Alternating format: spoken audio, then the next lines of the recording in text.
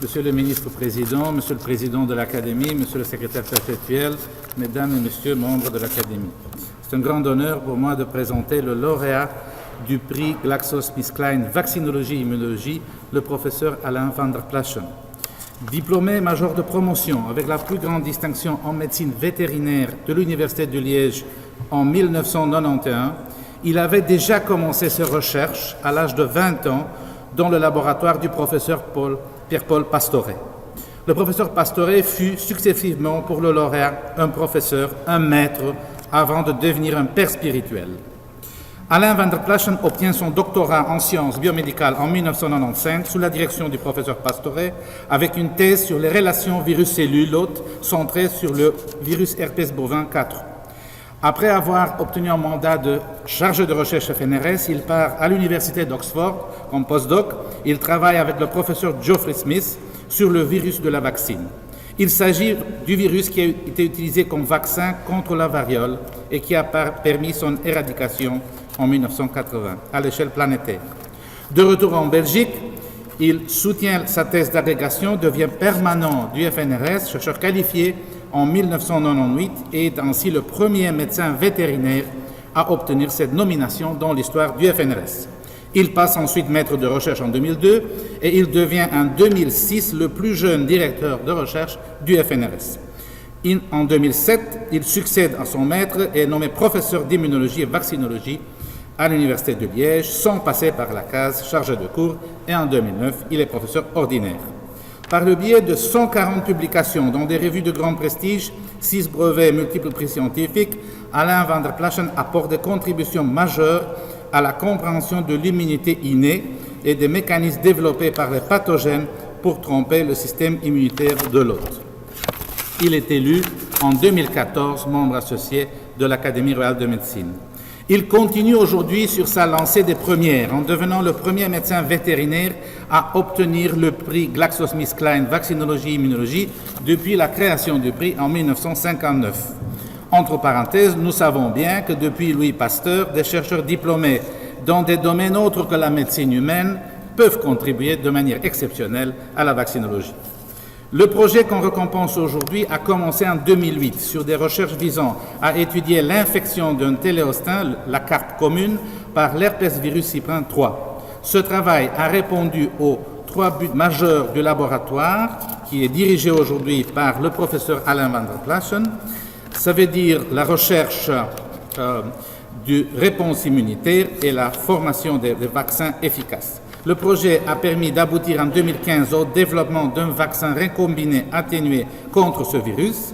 Et c'est important de dire que pour y arriver, le professeur van der Plassen a dû employer et développer des approches originales comme la mutagénèse du génome viral en système prokaryote ou l'utilisation de l'imagerie in vivo. C'est en fait un résultat inattendu obtenu par des expériences conçues pour comprendre le fonctionnement du virus, notamment des récombinaisons non homologues d'un vecteur dans le génome du virus, qui a conduit à la souche finale du vaccin. Le vaccin développé est compatible avec une vaccination de masse des carpes et aura un impact économique, sociétal et également écologique en permettant de protéger des milliards de carpes produites chaque année sur Terre. En plus de ces aspects appliqués, le projet développé par Alain van der Plassen est une source impressionnante de recherche fondamentale ayant abouti à plusieurs découvertes majeures en immunologie, telles que par exemple la détection par l'immunité innée d'une conformation inhabituelle, la conformation Z de l'ADN et de l'ARN double brin, l'importance de l'interleukine 10 démontrée par l'acquisition d'un gène cellulaire par les virus, et l'identification de la fièvre comportementale des ectothermes induite par le TNF, comme la fièvre chez l'homme, ainsi qu'un nouveau mécanisme d'immunoévasion permettant au virus cyprin 3 de retarder l'expression de la fièvre comportementale. Dans la même année 1959 que la création du prix GlaxoSmithKline, Charles de Gaulle, le président français, aurait, selon certaines sources, fait une différence entre des chercheurs et des trouveurs. Je cite: « Des chercheurs qui cherchent, on en trouve. Des chercheurs qui trouvent, on en cherche. » Ici, le prix GlaxoSmithKline récompense le travail d'un chercheur-trouveur dont les résultats de la recherche appliquée et de la recherche fondamentale se nourrissent mutuellement. Ce travail a finalement conduit à la production d'un vaccin à un prix accessible et à son utilisation en masse, ainsi qu'à des découvertes de premier ordre en immunologie. J'invite le lauréat à nous illustrer le fruit de ses recherches et lui réitère mes plus sincères félicitations pour ce prix prestigieux. Merci Stéphane pour cette chaleureuse introduction. Monsieur le ministre, monsieur le secrétaire perpétuel, messieurs les représentants de la société GSK Vaccine, mesdames, mesdemoiselles, messieurs, je souhaiterais tout d'abord exprimer ma reconnaissance et ma joie d'être le lauréat de ce prix prestigieux. Recevoir ce prix dans ce lieu exceptionnel, en présence des êtres qui me sont chers, me comble d'émotion. Je suis tout particulièrement reconnaissant à la société GSK Vaccine pour ce prix, que j'interprète comme la récompense pour un travail accompli, mais également et surtout comme un encouragement à poursuivre une recherche originale mariant intimement recherche fondamentale et appliquée. Le secrétaire perpétuel de l'Académie m'a confié une mission difficile, celle de vous illustrer en une dizaine de minutes les recherches récompensées. Il a également insisté pour que je rende cet exposé compréhensible par des noms scientifiques.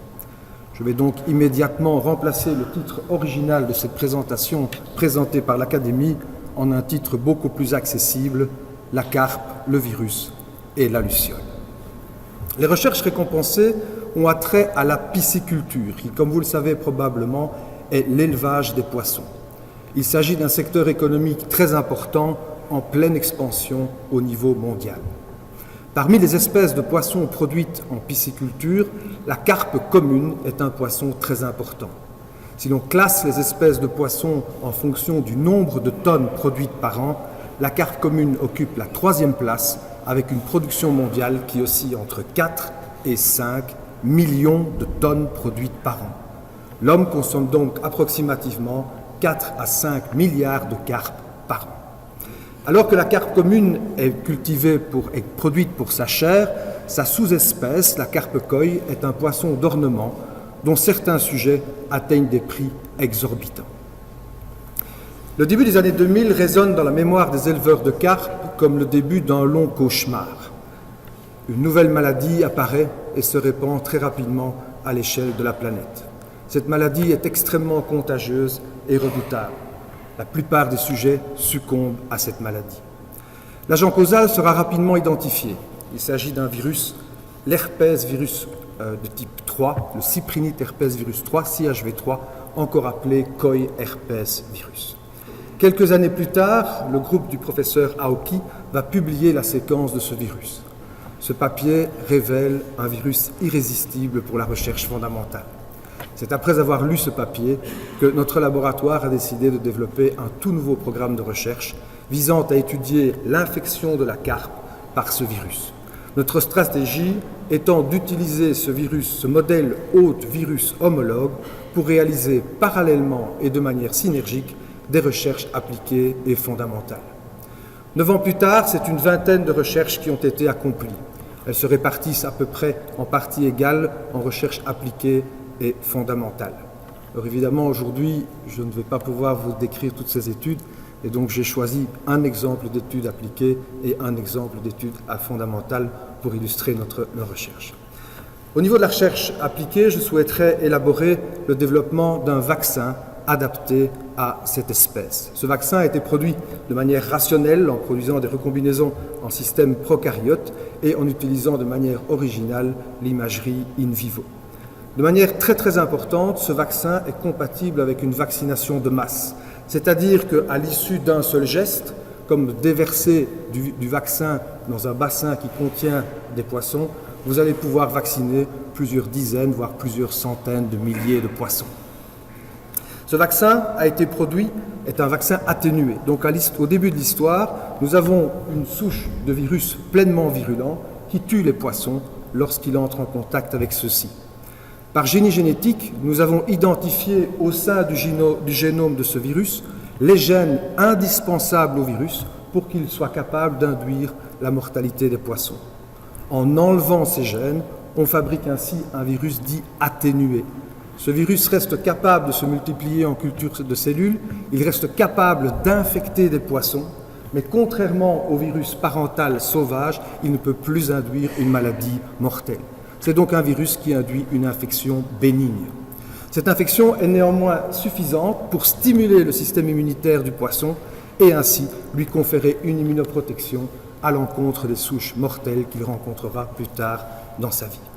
Alors, par rapport à cette démarche qui a été réalisée dans le laboratoire et pour laquelle le docteur Maxime Bouthier a joué un rôle très important, nous avons adopté deux types d'innovations. Tout d'abord, les méthodes de biologie moléculaire que nous avons développées pour produire ce virus, et ensuite, nous avons utilisé des méthodes d'imagerie in vivo pour étudier la propagation du vaccin au sein du poisson vacciné. Et cette deuxième innovation m'amène à vous introduire le troisième personnage de mon histoire, la luciole. La luciole, comme vous le savez, est un insecte et elle a la particularité d'attirer son partenaire sexuel en émettant de la lumière. Elle le fait grâce à une enzyme qui s'appelle la luciférase. Lorsque la luciférase entre en contact avec la luciférine, elle oxyde son substrat et il y a émission de lumière. Dans le laboratoire, nous avons volé le gène de la luciole pour l'insérer au sein du génome des virus que l'on souhaitait étudier. De la sorte, ces virus recombinants révèlent leur présence en allumant les cellules dans lesquelles ils infectent le poisson. Grâce à ces techniques, on a pu démontrer que le virus sauvage, comme le vaccin, initie l'infection des poissons par une infection de l'épiderme. Mais contrairement au virus sauvage, le virus vaccinal s'arrête au niveau de la peau et a beaucoup de mal à pénétrer dans le poisson. Cette propriété du vaccin et d'autres sont soulignées dans cette publication parue l'année passée dans PLOS Pathogen. Je vais à présent passer à un exemple de recherche fondamentale réalisée sur ce domaine. Il porte sur le concept de fièvre comportementale. Vous connaissez tous la fièvre. Lorsque vous êtes infecté par une bactérie ou un virus, votre corps peut réagir en augmentant votre température corporelle. Il s'agit d'un mécanisme de défense. Et la température est élevée par une production interne de chaleur au corps. Chez les animaux à sang froid, qui n'ont pas la capacité de produire de la chaleur, il existe également un phénomène de fièvre. Mais cette fièvre consiste pour l'animal à se déplacer dans son environnement vers un point plus chaud. Il augmente ainsi passivement la température de son corps. Lors de la réalisation des expériences sur le vaccin, nous avons à plusieurs reprises, dans des groupes témoins qui n'étaient pas vaccinés et qui développaient la maladie, nous avons observé que les poissons, lorsqu'ils souffrent de la maladie et qu'ils développent des symptômes évidents, à un certain moment se concentrent autour du chauffage de leur aquarium, comme s'ils tentaient d'exprimer la fièvre comportementale. Pour tester cette hypothèse de travail, nous avons conçu des aquariums pourvus de 3 compartiments. Chaque compartiment possède une température différente, 24, 28 et 32. Comme vous pouvez le constater sur cette diapositive, les compartiments sont interconnectés par des tunnels que les poissons peuvent emprunter librement pour aller se placer à la température qu'ils préfèrent. Voici à quoi ça ressemble en réalité. Vous avez un ordinateur avec un système automatique qui prend des photos de manière à pouvoir suivre le nombre de poissons dans chaque compartiment au cours du temps. Si vous placez des poissons non infectés, sains, dans ce type de système, eh bien vous constaterez que la carpe préfère la température de 24 degrés. C'est la ligne bleue. La majorité des poissons se retrouvent dans le compartiment de 24. De temps en temps, ils vont pointer leur nez dans le 28 et le 32, mais ils retournent rapidement à 24. Par contre, si vous infectez ces poissons par ce virus, à partir du 5e à 6e jour, lorsqu'ils commencent à vraiment être malades, on constate que les poissons vont résider délibérément à la température de 32 degrés. Ils expriment de la fièvre comportementale. Et chose remarquable, lorsqu'ils expriment ce phénomène, ils bloquent immédiatement la réplication du virus. Et ce virus qui est mortel pour 100% des poissons à la température fixe de 24 degrés devient tout à fait contrôlé par le système immunitaire quand on permet aux poissons de migrer à 32 degrés. Plus impressionnant encore, nous avions été choqués par cette expression tardive de la fièvre. Ce n'est pas normal que la fièvre, qui est un symptôme aigu, apparaisse si tardivement dans le cadre d'une infection, des jours après que n'importe quel novice puisse identifier qu'un animal est malade. Et donc nous avons posé l'hypothèse que peut-être ces virus qui sont des experts de la manipulation du système immunitaire, peut-être que ce virus avait acquis un mécanisme pour retarder l'expression de la fièvre de manière à retenir le plus longtemps possible le poisson à une température permissive. Si je vous livre cette belle hypothèse de travail, c'est évidemment qu'elle s'est avérée vraie. Je n'ai pas le temps de vous résumer les 3 ans et demi de recherche qui ont été nécessaires pour comprendre le mécanisme, mais ce que je peux vous dire, c'est qu'en étudiant ce mécanisme, nous avons identifié la molécule qui dirige cette fièvre comportementale chez le poisson. Et de manière tout à fait fascinante, cette molécule est le TNF-alpha, qui se trouve être une cytokine qui induit la fièvre chez l'homme. Et donc ces recherches démontrent que la fièvre comportementale des ectothermes et la fièvre des homéothermes sont liées évolutivement par des molécules qui remontent à plus de 400 à 450 millions d'années. Voilà un exemple de recherche fondamentale que nous avons fait sur ce modèle. Alors malheureusement, le temps qui m'est imparti est pratiquement consommé, donc je vais devoir remercier très rapidement l'ensemble des personnes qui ont contribué à ce travail. Il y a une liste impressionnante de chercheurs qui ont défilé dans le laboratoire sur ce projet. Nous avons énormément de collaborations avec des groupes belges ou d'autres groupes internationaux.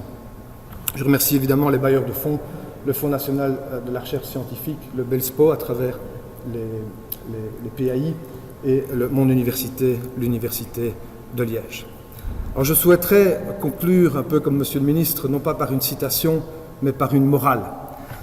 Le titre que je vous ai proposé tout à l'heure vous a certainement suscité le titre d'une fable. Cette morale, je souhaiterais l'offrir aux jeunes chercheurs qui sont dans cette salle. Vous verrez, et je vous souhaite un jour d'avoir un coup de foudre scientifique comme je l'ai eu pour ce projet. Quand on a un coup de foudre scientifique comme celui-là et qu'on doit faire un grand pas de côté par rapport à ce qu'on a l'habitude de faire, évidemment on analyse le risque et le bénéfice que l'on a à prendre cette démarche. Et très souvent, on est découragé à prendre ce pas de côté. Alors mon conseil, c'est celui-ci. Si vous voulez atteindre quelque chose que vous n'avez jamais eu, vous devrez faire quelque chose que vous n'avez jamais fait. Je vous remercie pour votre attention.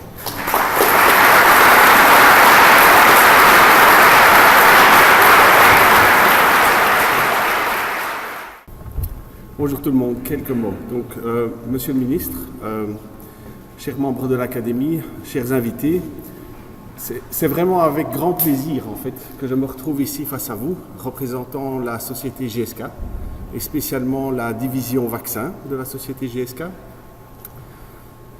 qui, je vous le rappelle, est une organisation substantielle de 15 000 personnes dans le monde, dont 8 000, presque 9 000 se trouvent en Belgique. Une organisation qui travaille sur l'innovation depuis toujours. Au cours des 50 dernières années, nous avons lancé 10 vaccins innovants. Je vais en citer 3. Dans les années 70, la rubéole, un vaccin vivant atténué, une première mondiale. Dans les années 80, le vaccin hépatite B, le premier vaccin recombinant DNA. En 2015, le premier vaccin contre la malaria, un vaccin qui utilise les adjuvants. Et la raison pour laquelle je dis ça, c'est qu'il serait extrêmement arrogant de dire que toute cette innovation a lieu dans les compagnies. En fait, 90% des vaccins que l'on lance sur le marché, des nouveaux vaccins que l'on développe, viennent de collaborations entre le public et le privé.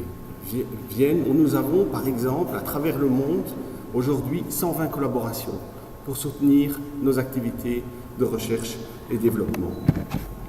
Donc, pour donner un autre exemple, j'ai eu l'occasion récemment de venir sur la même scène en fait, pour recevoir le prix Essentia, et c'est un prix pour le vaccin, pour le lancement du vaccin Zona. Eh bien, c'est un vaccin qui vraiment découle de la collaboration avec une université belge dans les années 90. Vous imaginez, il faut 25 ans pour faire un vaccin. Alain semble avoir, monsieur le professeur Alain semble avoir été beaucoup plus rapide. Mais donc, le point ici que je veux faire, c'est excessivement important que l'on soutienne l'innovation, à la fois au niveau public et au niveau privé, et que l'on continue à mettre en œuvre des mesures qui permettent de faire cela. Au niveau de GSK Vaccin, citer quelques chiffres. Nous investissons depuis les 10 dernières années 500 millions d'euros en recherche et développement. On parle aujourd'hui d'une organisation recherche et développement de 3500 personnes à travers le monde, dont 1800 se trouvent en Belgique. Alors, ces chercheurs, ils ont tous la même passion. La passion et la mission de contribuer à la santé publique, de rendre possible des vaccins qui, dans certains cas, peuvent sauver la vie. Et dans ce contexte-là, je trouve que le travail qui reçoit ce prix mérite réellement ce prix, parce que quand on voit d'abord le niveau d'innovation, à la fois au niveau effectivement appliqué, la mise à disposition d'un vaccin, mais aussi au niveau fondamental, je trouve ça exceptionnel. Et finalement, en y réfléchissant, quand on voit qu'effectivement, à travers l'utilisation de ce vaccin, on va assurer une certaine sécurité alimentaire dans un monde où tout le monde ne mange pas à sa faim, je pense qu'on se rend compte qu'en fait, on partage la même mission, celle vraiment d'améliorer le bien-être des sociétés. Donc je suis vraiment très content d'être ici et de pouvoir remettre ce prix au professeur Alain van der Platsch.